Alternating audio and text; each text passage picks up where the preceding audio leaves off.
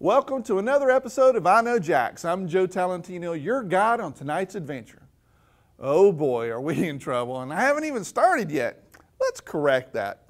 I'm not so much of a guide, really. I'm not that knowledgeable, and I don't know Jacksonville inside out like a lot of you do. I wasn't born here, I didn't grow up here, and I don't have family here. I don't even have that many friends here. Well, that's not really true. There are quite a few. I guess they just didn't have anyone else cool to hang out with. Now, if you were paying attention and you're watching me on TV, not online, you know that this show is called I Know Jax. It says so clearly in the opening graphics. And you must be wondering, what on earth qualifies this Joe guy to be the host of a show called I Know Jax? So let me make that clear for you. Not a damn thing, really. I don't have any qualifications at all. I'm not a native. I didn't graduate from college in TV hosting. I think we can all agree that I really don't have that much going for me. I do have one thing going for me, but it's not something that employers would see as valuable. It's really not even a skill. It's more of a trait. I'm curious. I know it doesn't sound like something that's that useful, but when you think about it, being curious is actually really important for my job.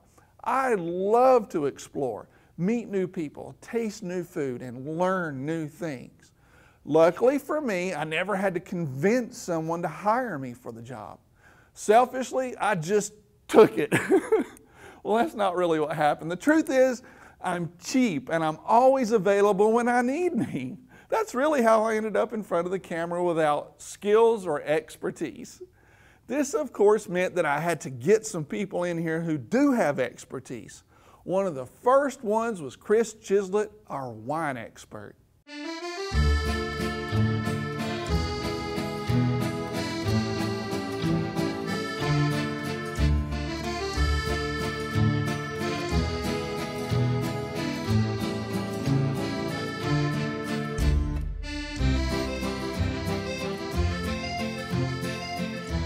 Today I'm with Kris, the wine guy, and we're going to review this wonderful wine. What is it? That was so sloppy, the intro. I like it, because we don't... Sloppy? We it's all the rehearsal we did. Yeah, it's, you know, it's like I have 10 filming this. Chateau La Gravière. La Gravière? Gravière. I'm just murdering it. That, completely. I can murder it way better than you can. It's got a little accent over the E, so I feel like I've got to go crazy with it. Yeah, white Bordeaux. Okay. All right, so white Bordeaux. Was it last week? Yeah, we were talking about the Merlot. We talked about Merlot.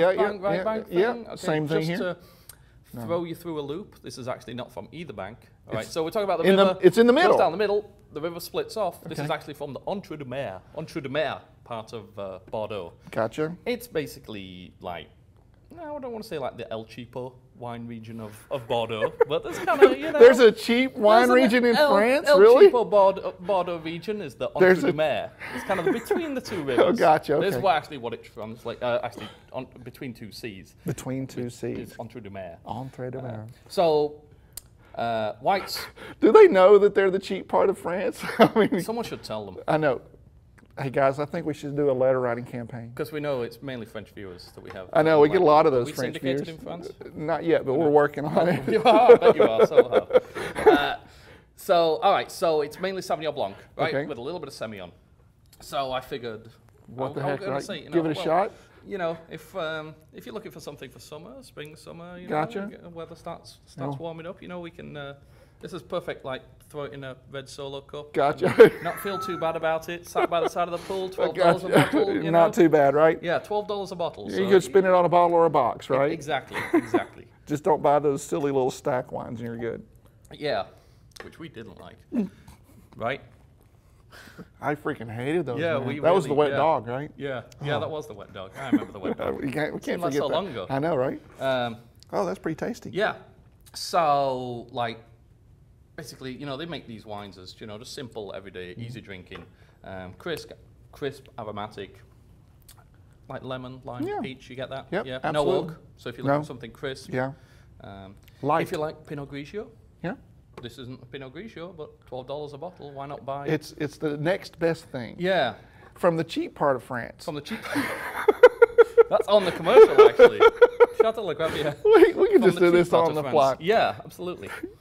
So yeah, that's really kind of, you know, white Bordeaux. It very rarely goes over like 20 a bottle, so it's kind of good. You know, if you're looking to get into Bordeaux, it's a good place to start. Whites are a great place to start. Okay, La Gravière. That's Italian. It's like Italian, Jamaican kind of Southern. Just go with it. Yeah, that's what it is. We're gonna go with that. Yeah. We'll see you guys on the next Wine Gun segment.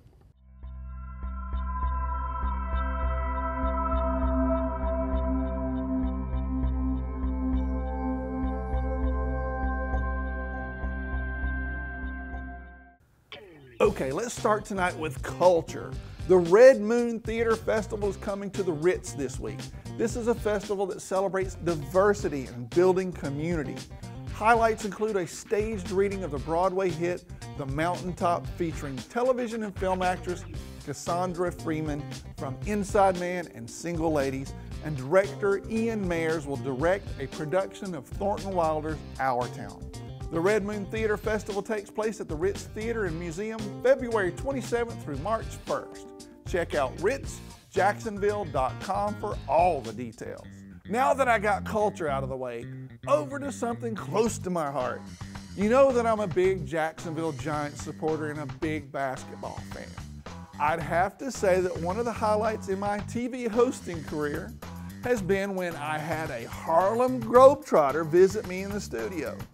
Now, when I was a little kid, I just thought that they were the coolest team ever. Come on, man, they were on Scooby-Doo. And not much has really changed. I even got to spin the ball on my finger. That was just the coolest thing ever, right? Well, later I realized that they make every morning show host or journalist do the same thing, and I can't repeat it without help getting started. But still, it was super cool, right? The Harlem Globetrotters are coming to Veterans Memorial Arena on February 27th, and I'm sure that will be just a hoot. And speaking of the Jacksonville Giants, they're playing at the Veterans Memorial Arena the very next day, Saturday, February 28th, and I'm going to be there for sure. It's a big day for sports because the Armada is also playing soccer across the street the same Saturday. But before you head over to that area for sports, there's a craft beer festival at Riverside Arts Market on Saturday from 1 to 6 p.m. VIP tickets are already sold out, but general admission is free. Drink tickets are going to be sold on the day. Now, if that's not for you, how about heading out to Jax Beach on the 28th? At Seawalk Pavilion, it's time for the Great Atlantic Festival. No, not the Great Atlantic Seafood Festival. This year, it's just Great Atlantic. And great music it is. Just listen to this. Mama Blue, Parker Urban Band, Dirty Pete Jax, Mississippi Heat, Shane Dwight Band, just to name a few. It's all free, and guess what? There's actually some seafood too.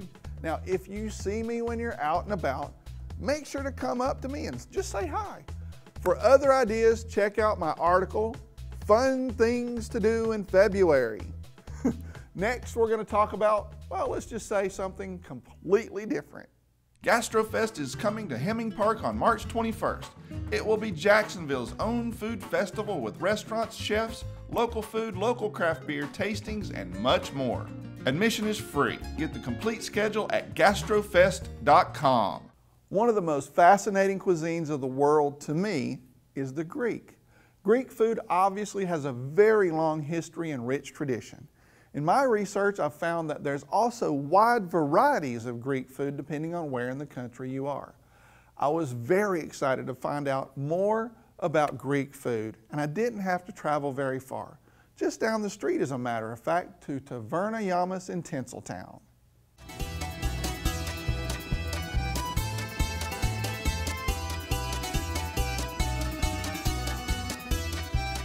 Today I'm at Taverna Yamas and I've got Abraham Gungor, the chef here, and he's going to teach us how to do authentic Greek food. Today we're making Greek ribs. We're using garlic, orange, lemon, thyme, and celery. And the most important part, lamb shake. Lamb ribs. It's a little different than the regular ribs. Right. It's a smaller. The lamb goes on the grill to render some of the fat off. Exactly. And plus a little of that grill flavor too, right? Exactly. It's got a little bit of charcoal flavors. Nice, nice. Now, I asked him, what does yamas mean? We call yamas means to your health. Oh, okay. Or cheers. I did, okay, yamas. Yamas. Yamas, gotcha. I'm gonna have to do a lot of that. I learned most of them from my grandmother. Grandmothers are the best to learn from when it comes to food, right? They're the best. Yeah. It takes about 5 to 7 minutes to cook. And lamb is a thing that not a lot of people know about here. And I love the taste of lamb, but it's kind of hard to find lamb done right, you know? Exactly. The lamb is usually very famous in Mediterranean. Yeah. The restaurant uses all fresh ingredients, nothing frozen, and it's all traditional Greek food. You make your own yogurt? We make our own yogurt and our own cheese. Real Greek yogurt right here Exactly. at Yamas. Yep. Awesome. Show you how they made the yogurt. Now it's very famous. Those are flavors, Yeah. the grilled flavors. That's great. You know, this looks almost like work.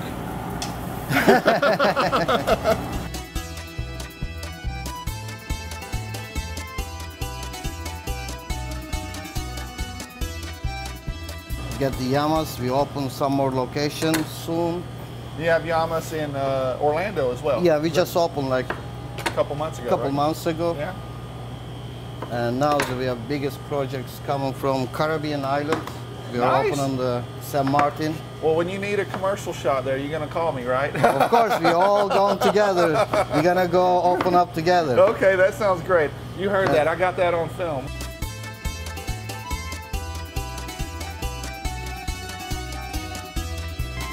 The lamb is going into the oven for about 3 hours before it's nice and tender. Abraham was nice enough to bring out just a few light snacks for me. Up here we've got dolmar, which is a grape leaf with rice and spices inside. This is a kebab, which is great with the lemon potatoes and rice pilaf. Over here we've got the chicken with capers and sauce, which is a very great dish if you like chicken, really light, really crisp. We got here a traditional Greek salad, of course, feta cheese on top, light drizzle of olive oil, which is great. We got spanakopito, which is a phyllo dough with lots of spinach in it as well. This is a side that's really traditional. Actually, one of the few things I can eat cucumber in, which is tzatziki, because it's got a lot of garlic and it's made with their freshly made yogurt, which is kind of cool that they make their own yogurt, and that's a big thing with Greek yogurt right now. And this was the plate that we made in the kitchen. These are the ribs, and they are super tender and super tasty, so that's great. And then, of course, you know how I like my drink. So we have some great Greek wines here, both white and red. Mythos beer, which is a Greek beer, and you can't really do Greek food without doing ouzo, which is a liqueur that has a sort of a black licorice taste to it. I haven't quite learned how to drink that yet, but the other is all good for me. And like I said, and even you know how I am about cucumbers, I can actually eat that. So you should really check this place out because this is awesome. And they also do moussaka and other traditional Greek foods, which is pretty darn cool. Let me get down to eating because I got a lot to do.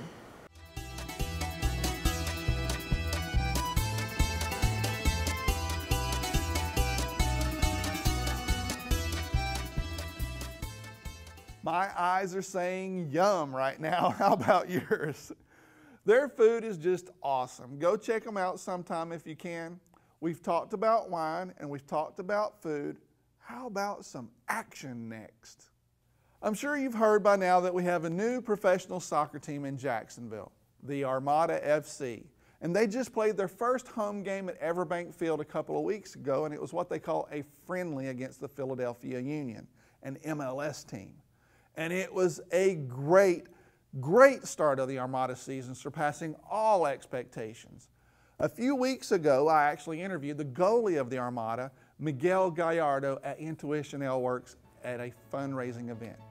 Miguel predicted an Armada win. Here's what he had to say. We're going to have the first ever Jacksonville Armada victory in this town. So you're taking down the MLS team. We're taking him down. I love it. Of course, yes. Thank you. Yes. Now, at the time, I thought he was just being cocky, but I was wrong, and Miguel was right.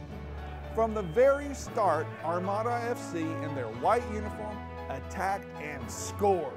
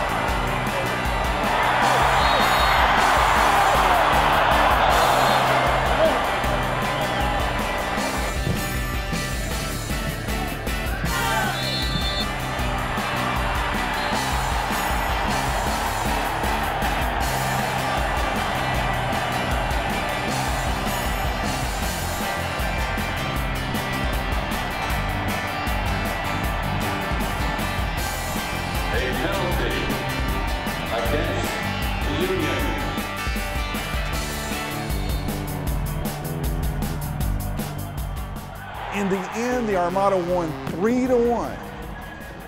Like I said, Miguel was right.